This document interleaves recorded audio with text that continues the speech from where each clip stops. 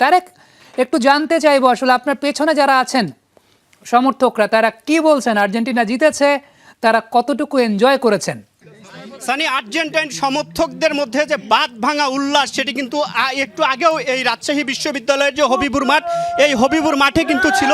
এবং এখন পর্যন্ত আসলে আমি যতটুকু দেখতে পাচ্ছি অনেক আর্জেন্টাইন সমর্থক তারা কিন্তু চলে গিয়েছে এবং যারা রয়েছে তারা এখনও আনন্দ উল্লাস উদ্দীপনায় মেতেছে। এবং রাজশাহী বিশ্ববিদ্যালয়ের এই হবিবুর মাঠে প্রথম থেকে আমি যতটুকু দেখেছি যে আর্জেন্টাইন সমর্থকদের মধ্যে প্রথমার্ধের খেলায় অনেকটা হতাশা, নিরাশা সেটি কাজ করলে কিন্তু পরবর্তীতে আসলে একটি গোল হওয়ার সাথে সাথে তাদের উৎসাহ উদ্দীপনা বাড়তে থাকে এবং পরবর্তীতে যখন দুইটি গোল দেওয়ার ফলে তাদের যে উৎসাহ উন্মাদনা সেটি কিন্তু চোখে পড়ার মতো ছিল। একটু আর্জেন্টাইন সমর্থকদের সাথে কথা বলতে চাই, কেমন লাগছে?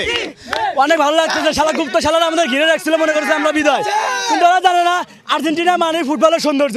আমরা জানতাম যে ফুটবলের মহাজাদুকর মেসি, সে তার খেল মাঝে অবশ্যই আমাদের জিতে পারবে, আমরা জিতেছি। আপনারা কি আজকে প্রত্যাশা করেছিলেন আপনাদের দল জয়ী হবে?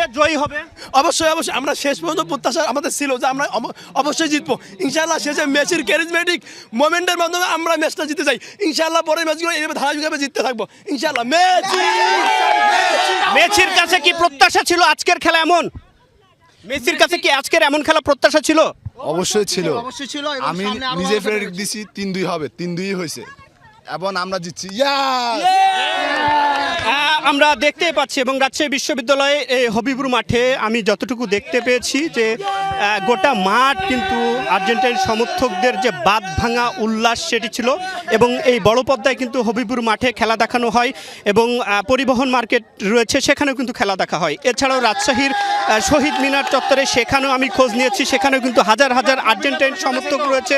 সেই সমর্থকদের যে বাঁধ ভাঙা উল্লাস সেটিও আমি ফেসবুকের মাধ্যমে সোশ্যাল মিডিয়াতে কিন্তু দেখতে পেয়েছি। এবং গোটা রাজশাহী জুড়েই যে আনন্দর বন্যা বইছে, যারা বাইকার রয়েছেন তারা কিন্তু বাইক নিয়ে এবং এখানে আতশবাজি ফুটিয়ে তাদের যে আনন্দ উৎসাহ উদ্দীপনা সেটি কিন্তু চালিয়ে গেছেন আর্জেন্টাইন সমর্থক। আরও যারা রয়েছে আমরা একটু তাদের সাথেও কথা বলবো। আপনি কি আর্জেন্টাইন সমর্থক?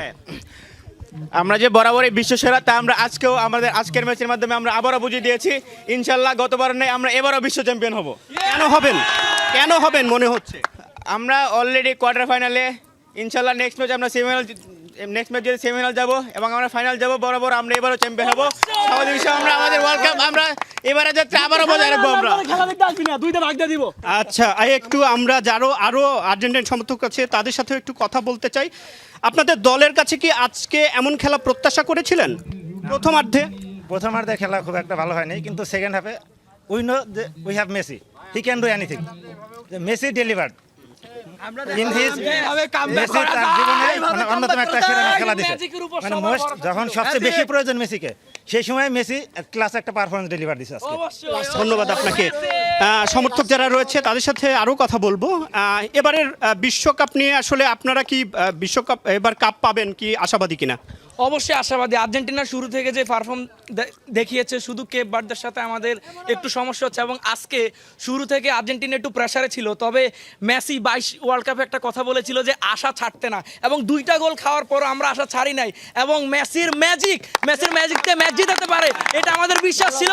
এবং অবশ্যই আমরা এবার ওয়ার্ল্ড কাপ জেতার দাবিদার এবং আমরা জিতবো ইনশাআল্লাহ। ধন্যবাদ আপনাকে। সানি, শুনছিলেন একটু আমরা যারা আর্জেন্টাইন সমর্থক রয়েছে